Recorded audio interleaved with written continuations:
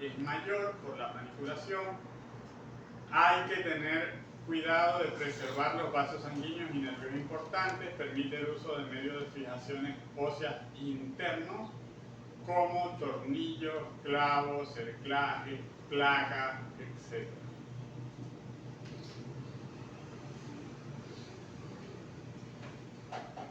Permite la manipulación directa de los huesos utilizando sujetadores de hueso precisamente.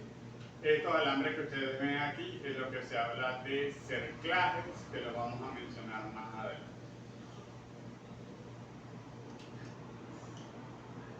Medios de fijación ósea. Tenemos primero los clavos intramedulares.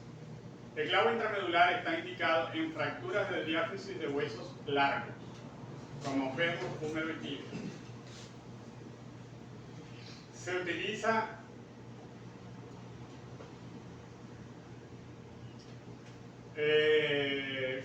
puede utilizar como métodos auxiliares fracturas estables sin acortamiento axial ni tendencia a la rotación, fracturas oblicuas en pacientes de esqueleto inmaduro, con medios de fijación auxiliar para todas las fracturas, y en fracturas complejas es menos exitoso. ¿Por qué no menciona el radio para uso de los clavos intramedulares? Porque no es un hueso completamente recto. El radio es más curvo y no permite la colocación del clavo intramedular.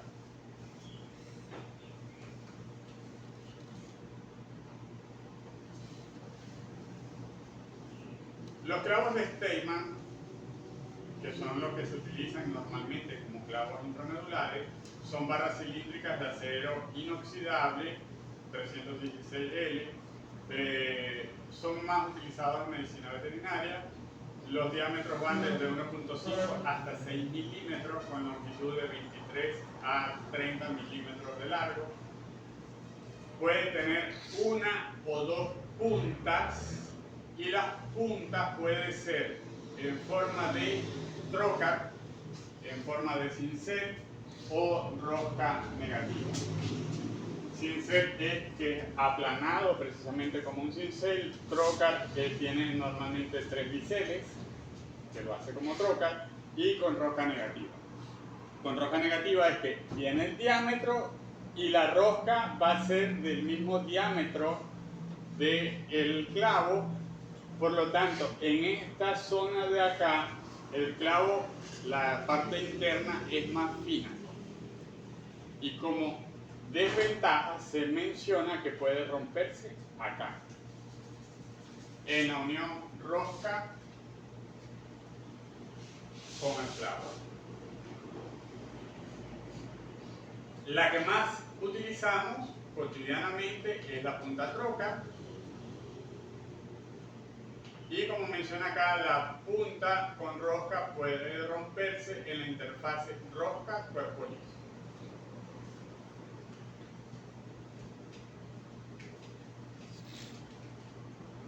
Según el diámetro del clavo, este proporciona excelente alineación axial.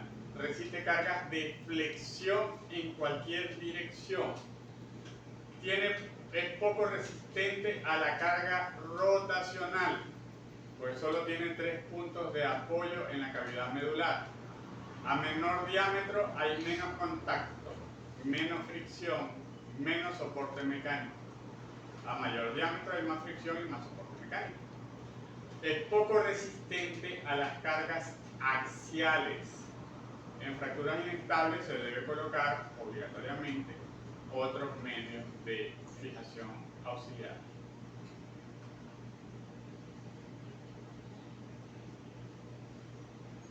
Entonces, como pueden ver ahí, los clavos de Steinmann o clavos intramedulares soportan la flexión. En B se observa que no soporta la torsión, y en la C vemos que no soporta la compresión por el tipo de fractura. En este caso, como una fractura comminuta, puede haber acortamiento de los fragmentos. y tampoco soporta la tensión.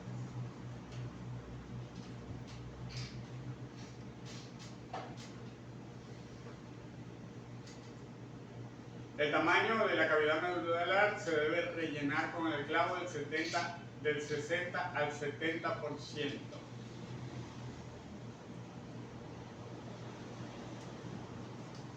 En huesos rectos, usar clavos de mayor diámetro, como en el fémur. Y en tibia, utilizar diámetros de menor diámetro, pues son más flexibles.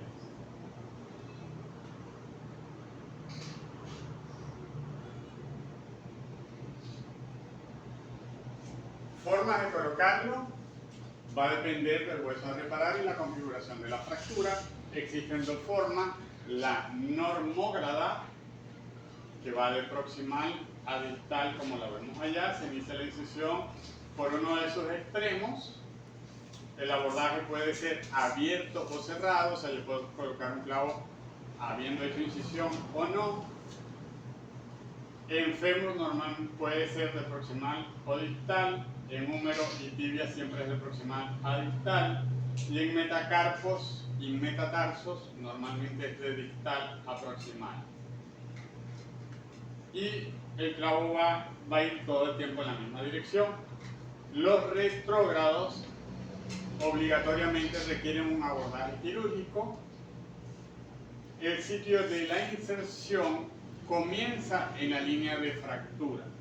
Es decir, yo para un retrógrado, si yo está en la línea de fractura, yo puedo o debo empezar a colocar el clavo de aquí hacia proximal, sale por piel, ¿ok? Alineo el hueso, lo pongo en su posición adecuada y luego lo llevo en sentido retrógrado. ¿Bien? Estos métodos no afectan la eritropoyesis y la hemopoiesis. Si fuese el único hueso del paciente, sí. Usted está trabajando en un hueso largo, de un miembro, y va a seguir con el resto de los huesos produciendo su hemopoiesis normal. Y posteriormente se va a sacar cuando 30 días después, 40 días después, 2 meses después, usted va a retirar ese clavo. Y vuelve a recuperar su función normal, ese hueso. Además que el clavo solamente está ocupando un 60% del canal medular, el otro 40% va a seguir funcionando.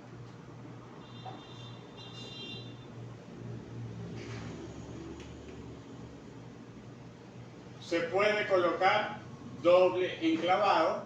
La ventaja del doble enclavado es que va a evitar la fuerza rotacional.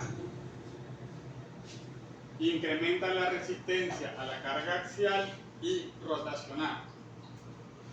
Se colocan lógicamente, como va a colocar dos clavos dentro de la médula, deben que ser de menor diámetro.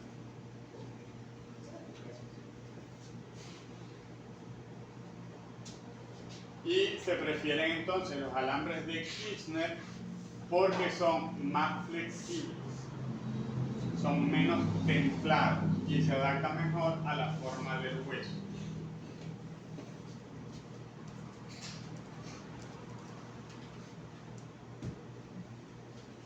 Múltiple enclavado se puede realizar, dependiendo ya eso es decisión del cirujano, dependiendo del tipo de fractura. Describamos esa radiografía.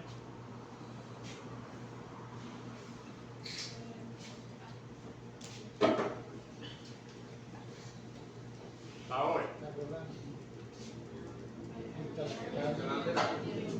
Vista lateral y anteroposterior.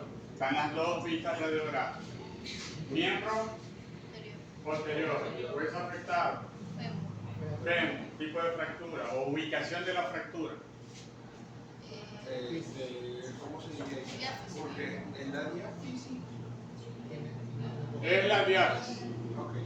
Ahí no está afectando la metáfisis en ningún momento. Es la diáfisis. Que ocupa casi toda la diáfisis es otra cosa, pero es la diáfisis. Por eso. Bueno, es la diáfisis. Okay, ya. Tipo de fractura Oblicua. oblicua larga.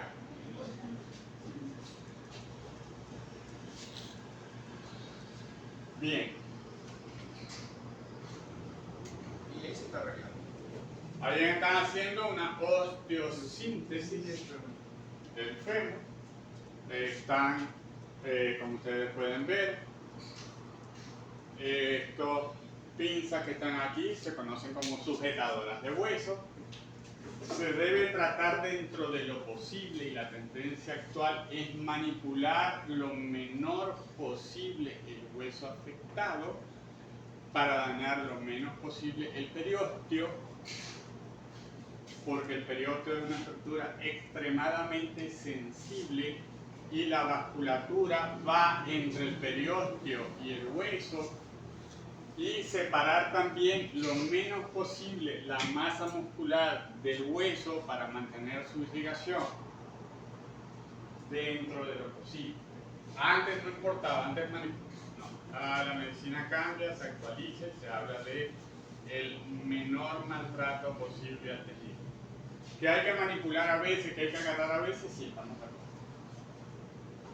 Bien. Ahí están sujetando, es una fractura oblicua larga, están colocando acá un clavo intramedular para evitar la fuerza de flexión. No controla rotación, no controla compresión. Dígame. ¿Cómo se llaman esas pinzas que están abriendo así? Esos son unos separadores. Específicamente, este tipo de separadores se llama separadores de Whittangle, si no me equivoco. Y es una pinza, como usted dice, que aprieta y mantiene el tejido. No es como las que ustedes vieron, los separadores de Farabeu, que tiene que estar alguien sosteniendo el tejido separado. No, aquí son unas pinzas y lo mantienen abierto completamente. Hay otros que tienen solamente unos ganchitos que se llaman separadores Giglet. O sea, hay muchos tipos y cada quien tiene un nombre dependiendo de quién lo haya diseñado.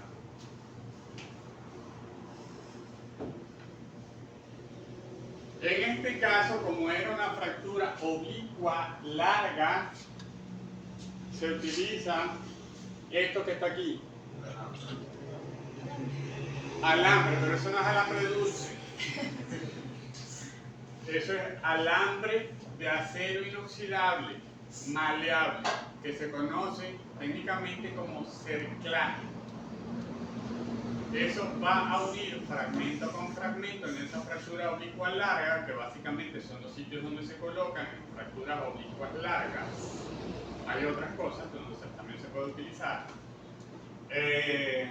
Y permite la coaptación adecuada de esa fractura. Entonces, el clavo intramedular va a evitar la compresión, la flexión, y al corregir esto como método auxiliar, ese paciente ya no va a necesitar más nada. Porque ahí no va a haber rotación y no va a haber compresión, porque ya el cerclaje hace todo lo demás. Ahí colocaron doble enclavado y ven radiográficamente los cerclajes. Siempre en los cerclajes las puntas se doblan hacia el hueso, ¿ok? En la última vuelta, para evitar que las puntas lesionen el músculo. Y solamente se pueden colocar en áreas donde vaya a haber un tejido blando de protección. ¿Y eso se retira? Se puede quedar forever, a menos que empiece a molestar, que empiece a haber alguna reacción de hueso, tal, se retira el cerclaje. Los clavos intramedulares sí se retiran, normalmente. Acá Hubo una herida en piel, el hueso salió por ahí, por lo tanto se considera una fractura contaminada, más riesgo de infección, hay que saber manejar al paciente porque puede haber infección de hueso, que es muy delicado, entonces previo al procedimiento de una vez empezar a colocar antibióticos. Lavar bien la zona, hacer una buena antisepsia, e incluso en el transquirúrgico.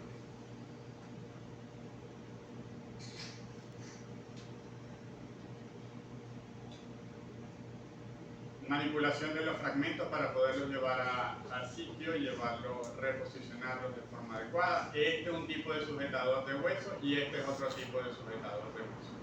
Son dos formas diferentes cada uno.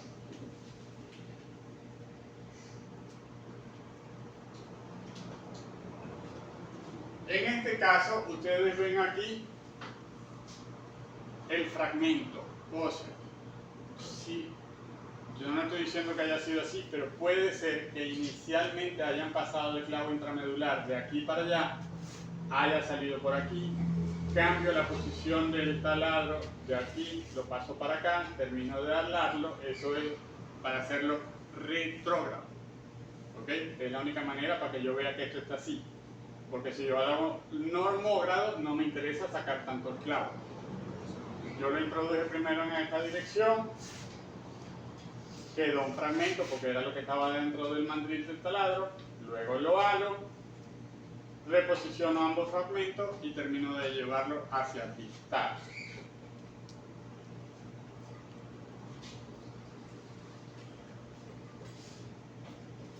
¿Qué es lo que están haciendo ahí ahora a continuación?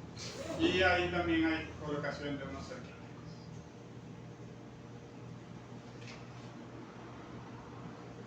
Este es otro tipo de separadores,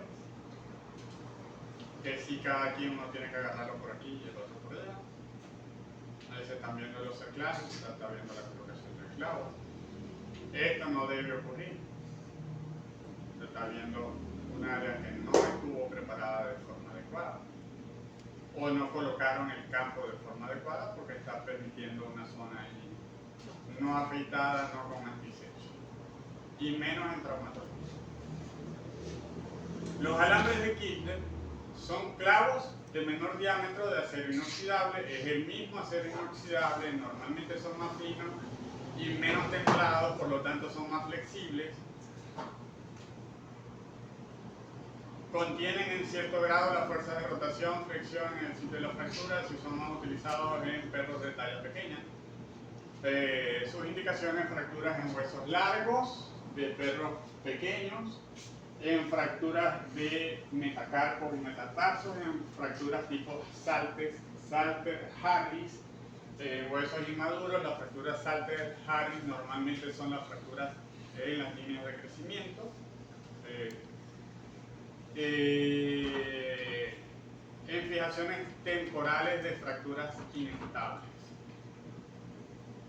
La característica, ya se les mencionó, que son varillas cilíndricas de acero inoxidable 316L, poco templadas, más flexibles. El diámetro va de 0,9 a 1,6 y la longitud igualmente de 23 a 30 centímetros. Estos alambres se pueden utilizar para reorientar las líneas del cerclaje y estabilizar el sitio que se encuentre ubicado. Ya yo les voy a hablar de cómo colocar un cerclaje, cuáles son las características, pero yo puedo utilizar los alambres de Kirchner para que sirvan de soporte para mantiene el hueso en una posición y evita el desplazamiento. Esa es una forma auxiliar que se puede utilizar.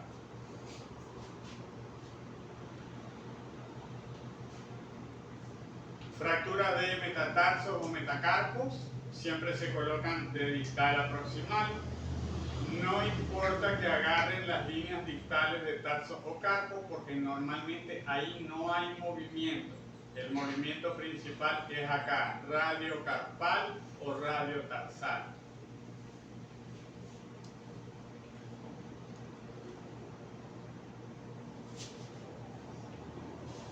Los cerclajes son alambres ortopédicos Es un alambre de acero inoxidable, igualmente de 316L, pero más maleable que los clavos, y resisten cargas que están alineadas con él. Son utilizados como medio auxiliar de fijación, nunca como medios únicos, para prevenir o evitar la prolongación de fisuras, proporcionar estabilidad adicional en fracturas oblicuas largas, en espiral o alguna fractura fragmentada, contención de fragmentos mientras se aplica la fijación primaria.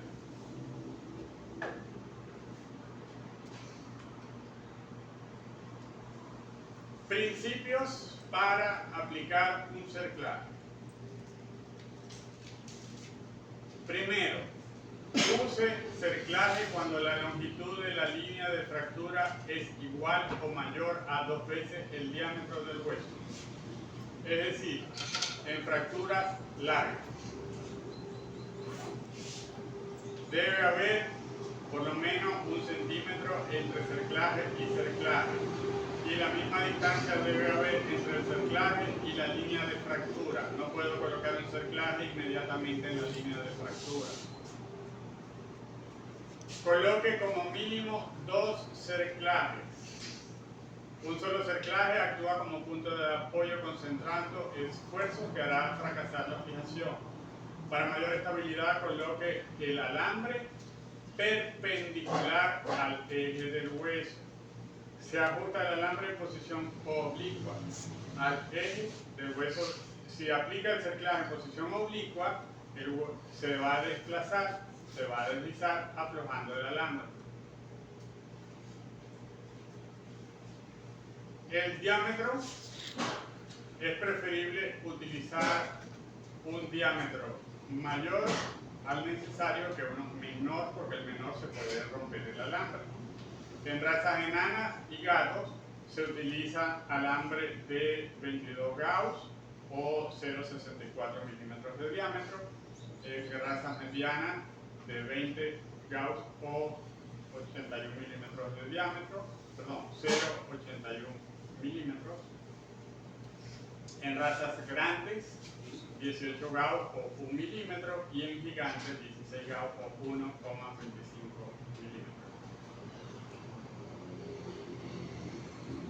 Se debe utilizar pasadores de alambre para colocarlo alrededor del hueso, porque el pasador de alambre evita atrapar tejido entre el alambre y el periósteo.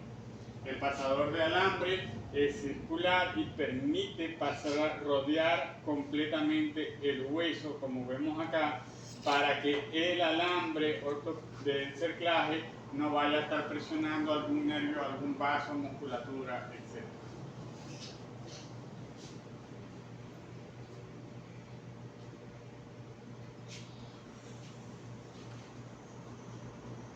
Ajustar el alambre adecuadamente. El nudo del cerclaje debe ser entorchado de forma adecuada. Consiste en rotar de manera uniforme los extremos del alambre. Debe ejecutarse bajo tensión sostenida y debe aplicarse la misma tensión en ambos lados del alambre para que quede como está aquí exactamente. Como ustedes ven, todos hemos visto cómo amarran una bolsa de hielo. El alambre entorchado de forma adecuada. Nunca vemos uno recto y el otro alrededor, porque esto se va a aflojar. Siempre se hace tensión de los dos lados del alambre al mismo tiempo mientras se va girando. Para reducir la tensión sobre el cerclaje, el nudo se corta en la séptima o octava vuelta, luego se dobla en 180 grados en sentido del mismo entorchado. Esta práctica puede realizarse solo en aquellas zonas donde el alambre esté cubierto por una gruesa masa de tejido blando, que es lo que vemos acá.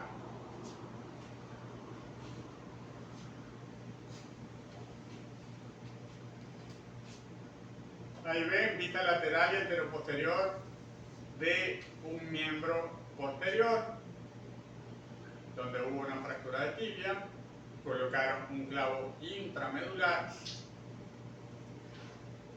que el clavo intramedular en tibia siempre se coloca de distal a proximal y entrando por la parte medial de la tibia para no afectar la articulación. Y evidentemente era una fractura oblicua larga y en este caso colocaron 6 cerclajes.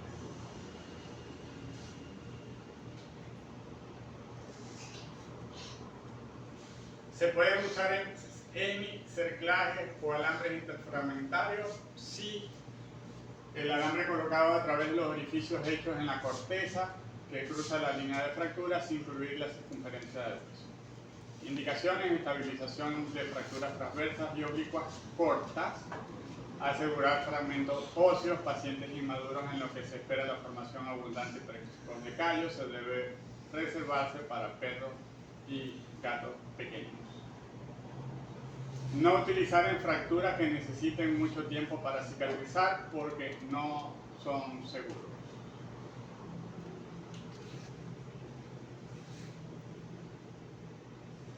En fracturas oblicuas cortas, donde va a haber un desplazamiento, o sea, yo lo puedo alinear y mientras hago las cosas se va a estar moviendo, yo puedo colocar un alambre de Kirchner y que me ayude un alambre, un cerclaje para mantener ese movilizado. Igualmente ustedes pueden observar acá donde se espera que la formación de callos sea rápido, por lo tanto en animales jóvenes, no en un viejo, no en un perro con problemas metabólicos. Y las bandas de tensión es una técnica útil para estabilizar fragmentos óseos que están sometidos a tensión unidireccional debido a la acción de músculos, tendones o ligamentos. Este procedimiento convierte las fuerzas de distracción originadas durante la locomoción en fuerzas de compresión.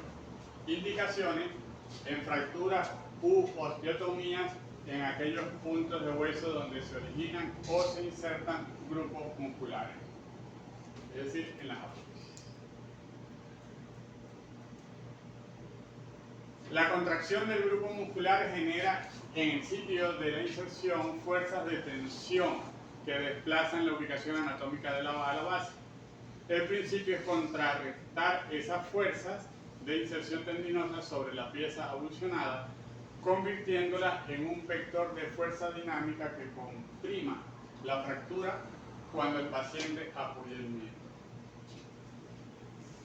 Por ejemplo, aquí hicieron un corte o una fractura en el trocánter mayor del fémur, colocaron 2 alambres de Kirchner, se hace un huequito aquí abajo, se perfora con el taladro y sobre las agujas o sobre el alambre de Kirchner, que también lo llaman agujas de Kirchner, se pasa el alambre, se amarra aquí abajo y hace una compresión para mantener este fragmento más unido.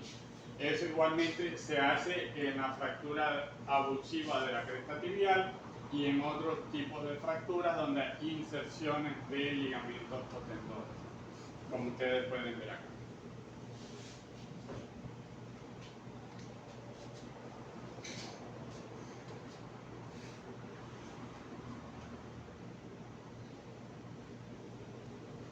Y por último, hablemos brevemente de fijación esquelética externa, que es un método de fijación ósea donde se colocan clavos percutáneos que penetran ambas cortezas óseas conectadas externamente por una barra de metal o acrílico con el fin de crear una estructura rígida hasta lograr la cicatrización ósea, que es lo que ustedes ven aquí. Clavos percutáneos sujetados externamente por barras, en este caso de acrílico, pero también pueden ser sujetadas por barras de metal, de acero inoxidable. Componentes: clavos percutáneos, que pueden ser clavos de Steinman o clavos de Kirchner o alambres de Kirchner, barras conectoras, que son metálicas o acrílicas, y las abrazaderas para los casos de la barra metálica.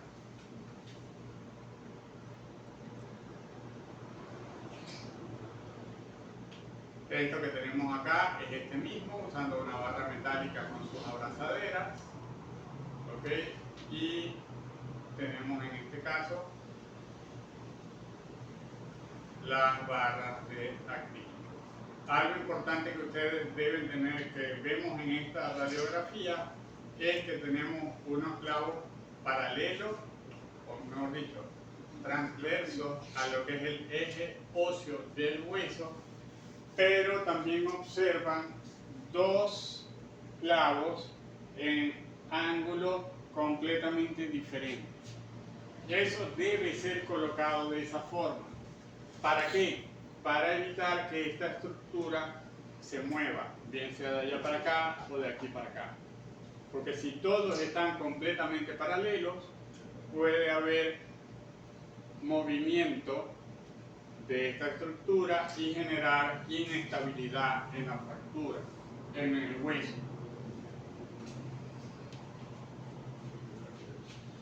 La fijación esquelética externa está indicada para fracturas abiertas o cerradas, fracturas mandibulares, aplicación transarticular para artrodesis, osteotomías correctivas, reparación de tendones y ligamentos. Aquí tienen una fractura de mandíbula.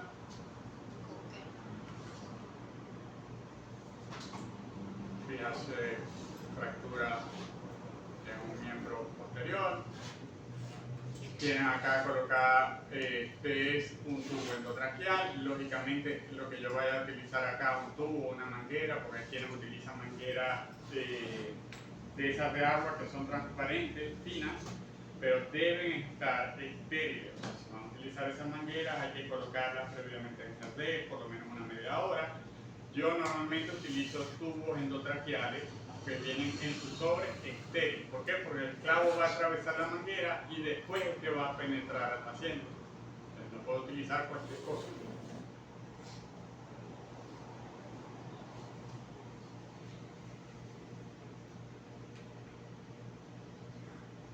Como ventaja, permite tratar varias patologías ortopédicas, son compatibles con otros métodos de fijación, mantienen la estabilidad durante la cicatrización ósea, no interfieren con el ciclo de cicatrización, permite el tratamiento de herida, preserva aporte neurovascular de los tejidos blandos y huesos dañados, son fáciles de aplicar y remoción y permite la movilización del miembro afectado. Hay varias formas, varias estructuras para poderlo colocar. Que van a ver acá. Esto que ustedes ven acá dice unilateral, uniplanar o biplanar. Quiere decir que, prendemos la luz un momento. Si este es el hueso, esta es la pata, yo atravieso solamente una corteza, perdón, siempre hay que atravesar las dos cortezas, pero no sale al otro lado del miembro del paciente. Es uniplanar, unilateral, porque la estructura va a estar de un solo lado. Si atraviesa completamente, sale del otro lado y yo coloco una barra de cada lado, sería uniplanar bilateral. Yo puedo colocar un bilateral uniplanar de tipo 2, que coloco aquí, sale para acá, pero al mismo tiempo coloco otro. O sea, hay diferentes estructuras en las cuales yo puedo colocar, que es esto que vemos acá. Yo puedo hacer un uniplanar, unilateral. Este es un uniplanar, pero tiene dos uniplanares, o puedo atravesar completamente el hueso y colocarlo, o puedo hacer estructuras mayores dependiendo del tipo de fractura se decide. En fémur y húmero se puede también hacer una modificación que el mismo clavo intramedular sirva como medio a el uniplanar que se está colocando. De esa manera, al mismo tiempo va a evitar la rotación.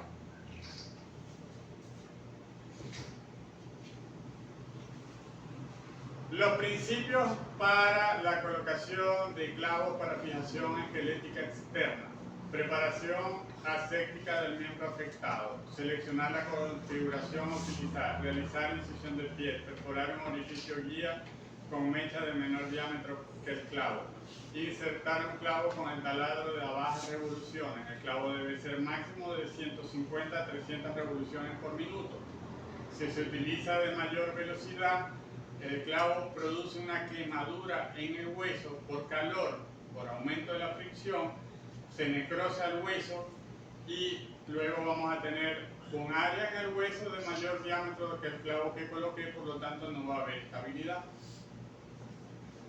Colocar mínimo 2 o 3 clavos por fragmento óseo, es decir, superior proximal a la línea de fractura debe haber mínimo 2 o 3 clavos y distal a la línea de fractura debe haber mínimo 2 o 3 clavos. Se puede combinar clavos lisos y clavos roscados.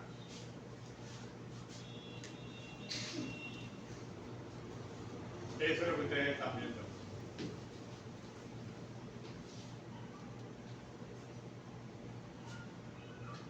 Son transcutáneos.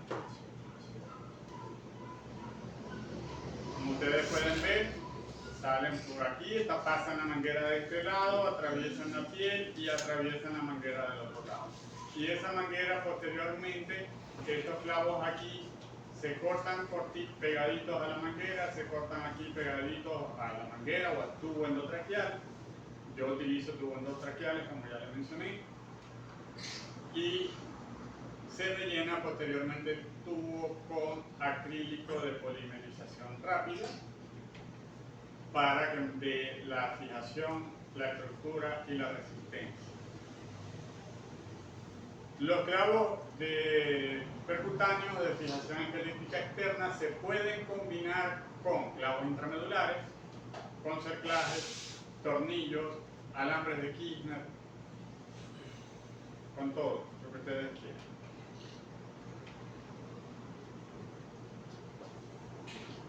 Importante tomar en cuenta la irrigación sanguínea en los medios de fijación, coartación externa, fijación esquelética externa, cerclaje y colocación de placas. Hay que entender cómo es la irrigación y cómo es la formación del hueso para tomar las decisiones apropiadas. Y siempre, yo le menciono al cliente que pueden haber complicaciones.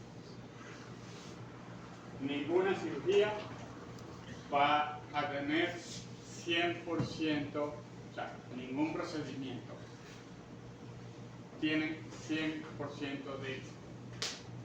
Es decir, yo puedo hacer 100 cirugías y por lo menos una va a tener una complicación. Las otras van a ser exitosas, pero algún porcentaje de fracaso va a haber. Y no por eso hay que sentirse frustrado. Está reportado en todas las literaturas, en todos los procedimientos quirúrgicos que hay complicaciones. La idea es disminuir al máximo esas complicaciones. Ver qué sucedió para corregirlo y no decir es normal. Algo pasó, algo puedo corregir, ¿qué puedo mejorar? ¿Okay? Pero cuando, doctores, va a quedar bien, esa es la idea. Pero garantía nunca. En caso de traumatología, puede haber aflojamiento prematuro de clavos, drenaje de fluidos por los trayectos de los clavos, puede generarse fracturas en los sitios donde pasan los clavos, puede haber osteomelitis, infección de huesos, puede haber unión ósea retardada, puede no haber unión ósea y puede haber mala unión. Y siempre lo menciono. Si ocurrió algo, yo le dije que fue. Pero no que me diga, usted me dijo que iba a ser, que no iba a pasar nada y mire lo que pasó. Yo hago lo mejor posible, la otra parte le corresponde al paciente. Y al mismo dueño en algunas oportunidades. Porque, ¿qué sucede también? Me ha ocurrido que les digo, fractura de alta complejidad, donde la numeración era muy alta, porque es una fractura muy complicada, logro estabilizar lo mejor que pueda y le digo, fractura, por ejemplo, me pasó un paciente, fractura en miembro anterior, Le dije, mire señor, el perro, es imposible que uno le diga a un perro que no camine. A una persona te va a decir, no se pare, no puede mover el brazo, no puede hacer esto. Pero dile a un perro que no se pare. Digo, se puede parar, va a caminar, pero no puede dejar que se monte en nada. Todo el tiempo tiene que estar en piso, porque si se monta en un mueble, cuando se tire del mueble, todo su peso va a caer en las patas de adelante. Y la cirugía es delicada. A los 2 días, doctor, el perro se tiró de la cama. Te dije que no lo subiera a la cama. Pero es que el perro solamente duerme en mi cama. Tira el colchón al piso y te acuesta a dormir como un perro. Es que salí un momentito al cuarto.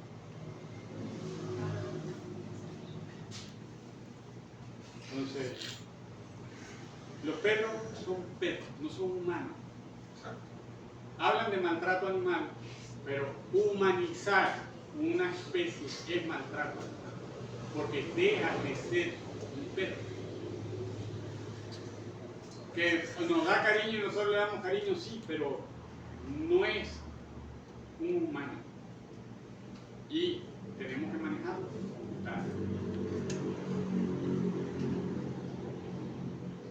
¿Complicaciones ocurren? Sí, ocurren. Ahí tienen unas imágenes, procedimientos hechos con la mejor intención, en algunas oportunidades, en otras hacen los procedimientos con la mejor intención, pero sin tener nociones de lo que tienen que hacer, porque esa es otra cosa. He visto radiografías de pacientes con fracturas, por ejemplo, de fémur, donde lo único que hicieron fue colocar un clavo intramedular. Y ya les mencioné que un clavo intramedular no controla rotación, no controla tensión ni compresión, solamente flexión. Obvio que eso, por lógica, no iba a tener éxito. Y el perro estuvo 2 meses, 3 meses, 5 meses, porque sé de varios casos. No voy a decir quién, que sé quién, no voy a decir dónde, que sé dónde.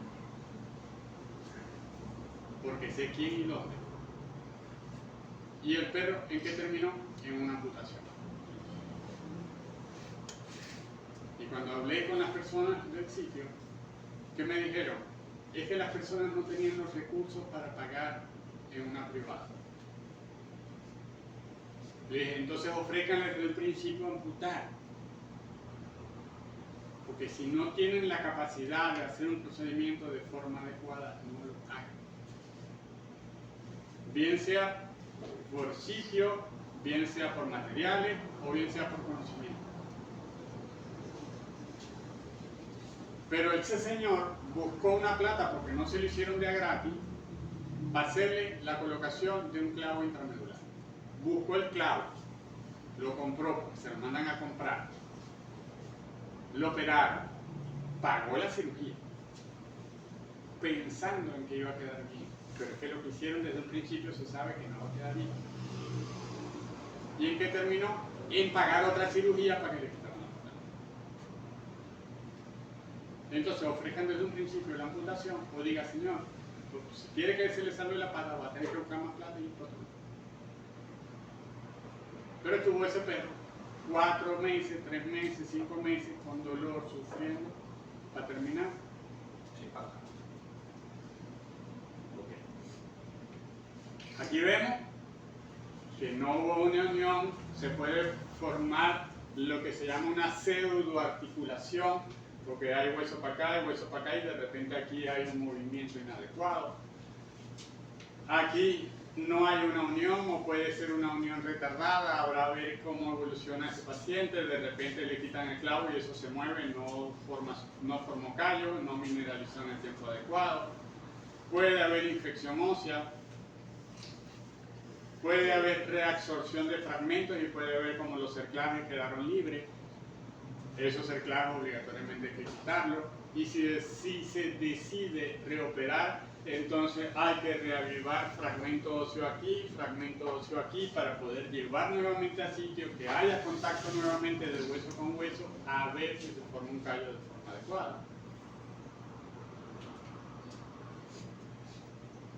Y entender lo que es una cicatrización ósea, cómo empieza a formar un hematoma, a haber irrigación, tiene que haber contacto de hueso con hueso, irrigación adecuada, formación de tejido de granulación, formación de tejido conectivo, ya empieza a formarse, a remodelar hueso óseo, tejido fibrocartilaginoso, formación de hueso, y luego viene lo que es la remodelación.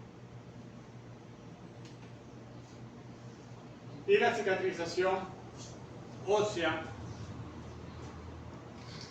radiográfica en animales jóvenes de menores de 12 meses ocurre en 4 semanas aproximadamente. En animales maduros de unos 6 años, aproximadamente de 6 a 8 meses. A 8 semanas, perdón, aproximadamente 4 semanas. Animales maduros de 6 a 8 semanas. Y animales geriátricos mayores de 7 años, dependiendo, a veces geriátricos a partir de 10, dependiendo de las razas. La cicatrización ocurre entre 8 y 10 semanas. Hablamos de cicatrización radiográfica. Radiográfica es que ya en la radiografía yo veo una formación de callo óseo, pero puede haber una cicatrización fisiológica sin necesidad de que en la radiografía se observe la formación o la mineralización del callo. ¿Ya? Porque como ven acá, aquí ya hay formación de hueso, empieza acá, pero para que ocurra ya la mineralización completa que se ve radiográficamente, sí va a tardar 1 o 2 semanas más. Y eso es todo, jóvenes. Gracias por su atención.